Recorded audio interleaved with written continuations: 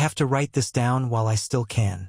I don't know if they're coming back, or if I even have time to make sense of it before something happens. Truthfully, I'm not even sure what happened in the first place. My name is Lucas Vale. I'm 32. You could call me a content creator, but that's misleading. I never uploaded a single video. I had plans, big ones. After this, I don't think I'll ever record again. I've always loved the wilderness. Hiking, camping, sleeping under the stars, it felt like home.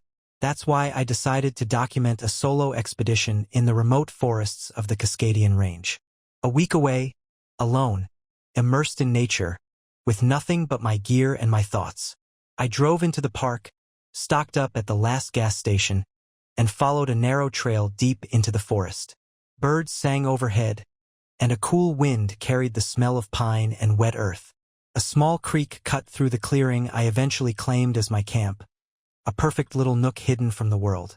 I pitched my tent, stacked firewood, and settled in, telling myself I'd start filming the next morning. That night, the stars came out in a frenzy of light. One in particular caught my attention. It pulsed, brighter, dimmer, brighter again, almost breathing. I told myself it was just a plane or maybe a satellite, but I couldn't shake the feeling that it was something else entirely.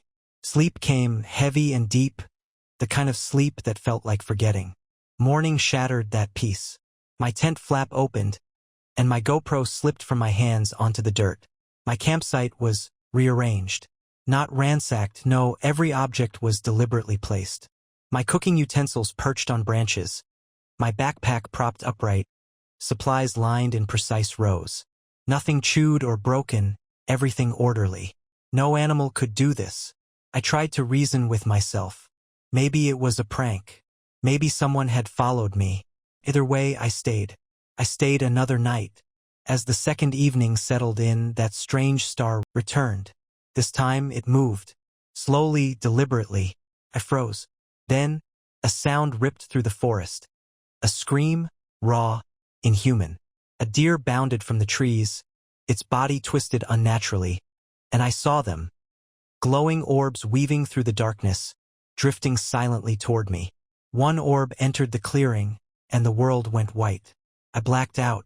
When I awoke, I was running blindly through the forest, lungs burning, sweat soaking my clothes. Behind me, the orbs followed, effortlessly keeping pace. I collided with something solid. Not a tree. Something alive, impossibly tall, spindly, with grayish-purple shifting skin.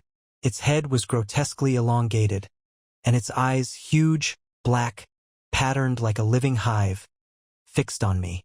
It raised a hand, long and thin, and pressed a single fingertip to my forehead.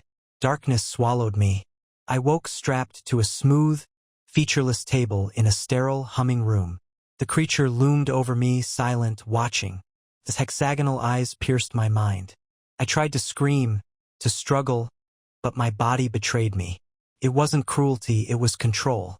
A thin, needle-like appendage slid from its arm, wriggling like a living parasite. It burrowed into me, probing, twisting, testing. Pain, sharp and searing, exploded through my skull.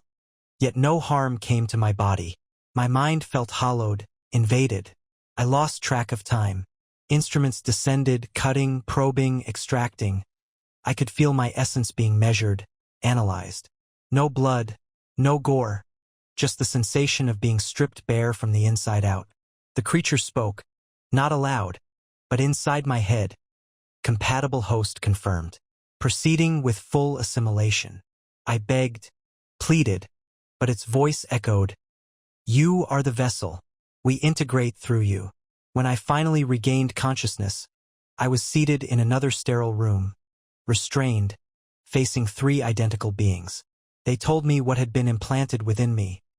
A fragment of their kind, merged with my mind, giving me senses I shouldn't have, knowledge I couldn't process. They weren't cruel. They were efficient.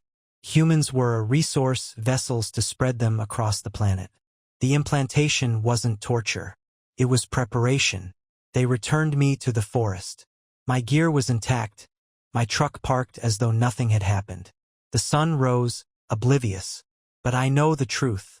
I feel it inside me, a presence, alien, pulsing beneath my skin, shaping my thoughts, watching through my eyes. I can't stop it. And soon, they will walk among us unseen, using us as hosts, and humanity will never know what struck from within.